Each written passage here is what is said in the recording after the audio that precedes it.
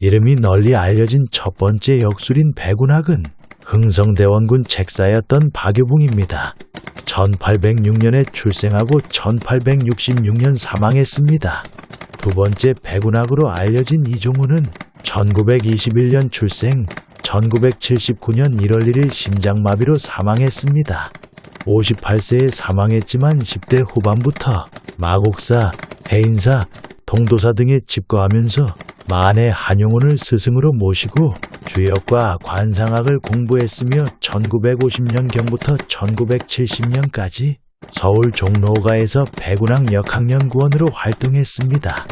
이종우는 미래를 내다보거나 관상을 보는 일에 탁월한 재능을 보였을 뿐만 아니라 5.16 쿠데타 관련 김종필 증언록 소위부담 내용 때문에 단연 압권으로 평가됩니다. 백운학은 안방에 책상을 놓고 앉아 있었다. 나는 마루에 걸터 앉아 지켜봤다. 백운학이 석정선은 보지 않고 자꾸 나를 쳐다보면서 대뜸 밑도 끝도 없이 됩니다 라고 소리쳤고, 나는 백운학에게 두 번 다시 그 얘기 하지 마쇼 라고 주의를 주니까 백운학이 껄껄 웃기만 했다. 당신은 모르지만 나는 알고 있어. 돼, 다들 올 것이 왔다고 할 거야. 방해할 사람 없으니 해 라고 말하는 것처럼 느낌을 받았다고 김종필이 회고했으며, 5.16 군사혁명 이후에도 김종필과 백운학의 두 번째 만남이 있었다고 합니다. 서울시청 뒤 다옥동 요리집에서 백운학이 박정희 대통령에게 각하 한 20년은 가겠습니다. 소신껏 하십시오 했고, 그 다음엔 어떠하냐고 김종필이 물었을 때 백운학은 아무 말도 하지 않았으며 그가 말한 대로 박정희 대통령은 18년 집권했습니다. 이 글을 쓰고 있는 필자도 백운학 역학연구소를 찾아간 적이 있습니다. 필자가 갔을 때도 술집 마담처럼 보이는 여자 손님 4~5명과 교복을 입은 여고생들도 있었습니다. 김종필은 석정선 권유로 마지못해 백운학을 찾아갔다고 했지만 5.16 거사를 목전에 두고 있었기 때문에 비장한 각오와 남다른 느낌을 풍기는 그 무언가가 있었을 것이고, 백운학이 그것을 꿰뚫어 봤다고 말할 수 있는 상황이었습니다. 필자가 백운학을 찾아간 것도 그 때문이었습니다. 그 당시 필자는 21세였습니다. 가닥없이 아무나 붙들고 울고 싶을 만큼 절박한 심정이었습니다. 세상만사 생각하면 할수록 머릿속은 복잡하기만 했습니다. 예비무당은 내림굿하기 직전 알아눕는다 했는데 필자의 모습이 그 짝이었습니다. 평소에도 낯짓 부리지 말라는 소리를 많이 들은 터라 백운학이 필자를 보면서 세상 걱정 근심 혼자 맡은 사람 같구나 얼굴을 펴라했습니다. 첫 인상이 이런 식이었기 때문에 다음 이야기는 들으나 마나였습니다. 부모 덕을 받지 못하고 가정의 불화가 잦을 거라는 말도 했습니다. 박복한 사람이라는 뜻이었습니다. 자리에서 일어나면서 마지막으로 물었습니다. 나에게는 희망이 없다는 말씀이군요. 비감스런 나의 말에 그의 생각이 바뀌었는지 필자에게 자리에 앉으라고 손짓을 한 다음 생년월일을 물었습니다. 태어난 년, 월, 일, 시, 내 간지를 필자가 보는 앞에서 적고 그것을 보면서 그가 말했습니다. 70이 넘어서부터 뭔가 보여. 무엇이 보입니까? 출판 쪽이야. 필자가 반기면서 출판 쪽이라니요. 출판사 사장이라도 된다는 말씀인가요? 하면서 관심을 보이니까 그건 나도 몰라. 그때 가서 보면 알게 되겠지 했습니다. 지금 생각해보니까 그 당시는 컴퓨터와 인터넷이 없었기 때문에 출판이라는 표현이 나왔을 가능성이 매우 높습니다. 프랑스 철학자 데카르트도 필자처럼 조용한 곳에서 골똘히 생각에 잠기는 버릇이 있었다고 합니다. 11세였을 때 가톨릭 수도회가 운영하는 학교에서 공부를 시작했지만 그의 신앙은 일반적인 가톨릭 신앙과 달랐다고 합니다. 신학보다는 수학, 자연과학, 법률학, 스콜라 철학 등에 관심이 많았으며 세상이라는 커다란 책에서 실질적인 지식을 얻으려고 학교 밖으로 나갔으며 다시는 제도권 교육으로 돌아가지 않았다고 합니다. 데카르트는 32세가 되던 1628년 겨울 로마 가톨릭 교회의 영향 밑에 있는 프랑스를 떠나 자유로운 학문 분위기가 지배적인 네덜란드로 갔습니다. 그곳에서 존재론과 인식론 문제에 몰두한 것으로 보이는데 방법소설을 출판하면서 나는 생각한다, 고로 존재한다는 유명한 말을 남겼습니다.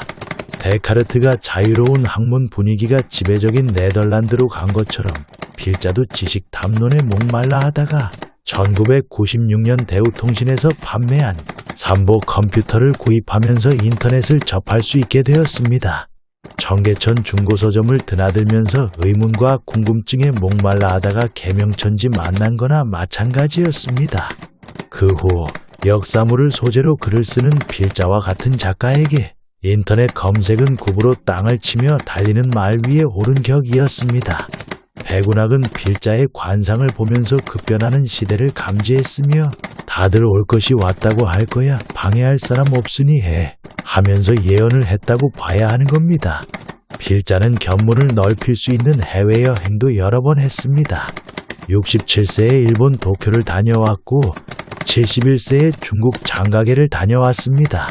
74세에 영국 런던, 로마, 바티칸 시국, 스위스, 파리 5개국 7박 9일 여행을 다녀왔고 중국 장백산, 경유, 백두산 등정도 했습니다.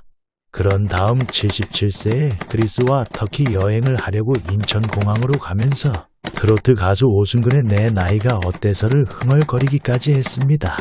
내 나이가 어때서 여행하기 딱 좋은 나이인데 인천공항에 도착하니까 여행사 직원이 기다리고 있었습니다.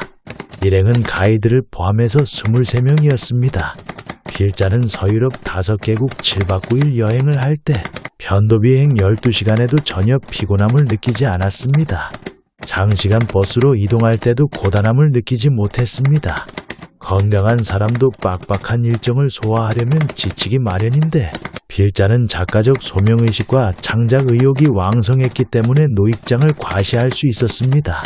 서유럽 여행 후 필자는 발목 잡힌 르네상스 그리고 예수는 저 그리스도 2권의 책을 출간했습니다. 다시 그리스와 터키 여행을 나서기 전 몸쟁과 기본, 틈새 로마사 원고를 완성한 다음이라서 편지답사한다는 심정으로 의미가 남달랐습니다. 필자가 몸쟁과 기본, 틈새 로마사 집필을 계획하게 된 동기는 세상살이가 다 그렇듯이 우연이었습니다.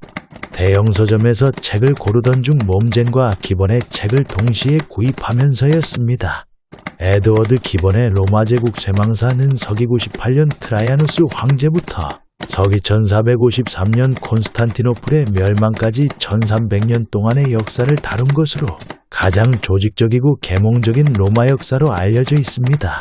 테오도어 몸젠의 로마사는 기원전 8세기경부터 기원전 44년 가이사르 사망까지의 로마 역사를 기존의 신화로 바라보던 시각에서 벗어나 고대 로마인의 삶과 로마의 흥망성쇠를 실증적으로 연구했다는 점에서 시대를 초월한 고전입니다. 그런데 몸젠은 가이사르 이후의 역사를 더 이상 기록하지 않았습니다. 에드워드 기본은 로마 멸망의 결정적 요인으로 야만족의 침입을 우선시했습니다. 다음으로 로마가 기독교를 받아들였기 때문이라고 했습니다. 그 바람에 기본은 종교적 불경으로 비난을 받았습니다. 그렇게 되니까 몸젠은 기원전 45년까지만 로마 역사를 썼고 기본은 서기 98년부터 로마 역사를 서술했기 때문에 빠진 부분 143년은 잃어버린 세월이 되는 겁니다. 그 잃어버린 세월 동안 무슨 일이 있었는지 필자는 궁금했습니다. 그렇게 시작한 역사 탐구는 독보적이면서도 놀라운 결과로 나타났습니다. 아우구스투스 황제는 논외로 하고 티베리우스와 클라우디우스에 대한 평가는 기초 자료가 부족한 관계로 역사가들 평가가 극명하게 대조를 이룹니다. 몸젠은 티베리우스야말로 위대한 행정가 중에 한 사람이라고 높이 평가했습니다. 그러나 중세 기독교 역사가들은 티베리우스를 괴물 황제로 폄하했습니다. 클라우디우스도 바보 황제로 평가절하 했습니다. 하지만 클라우디우스가 죽고 네로가 대독한 추도사에서 세네카는 클라우디우스를 신중하고 사려 깊은 황제였다고 말했습니다. 클라우디우스 황제는 로마에서 사회 불안을 조성하면서 말썽을 피우던 유대인들 문제로 고심하다가 서기 45년 그리스의 고린도로 25,000명을 이주시킨 일이 있습니다. 고린도는 그리스 남쪽 펠로몬네소스 반도를 말합니다. 반도의 서쪽 고린토만과 동쪽 에게해의 사로닉만을 연결하는 운하가 건설되기 전이었습니다. 서기 68년 네로 사망 이후 중단되었다가 그리스 왕 조지 1세 때 재개했다가 또 다시 재정의 어려움으로 중단되었다가 서기 1893년 완성되면서 반도였던 펠로폰네소스는 섬이 돼버렸습니다. 이처럼 클라우디우스 황제가 유대인들을 이주시켰을 때 바울이 고린도에 와서 기독교를 전파했고 문화공사가 중단되는 바람에 유대인들이 소아시아 지역을 차지하면서 기독교가 만들어졌다고 봐야 합니다.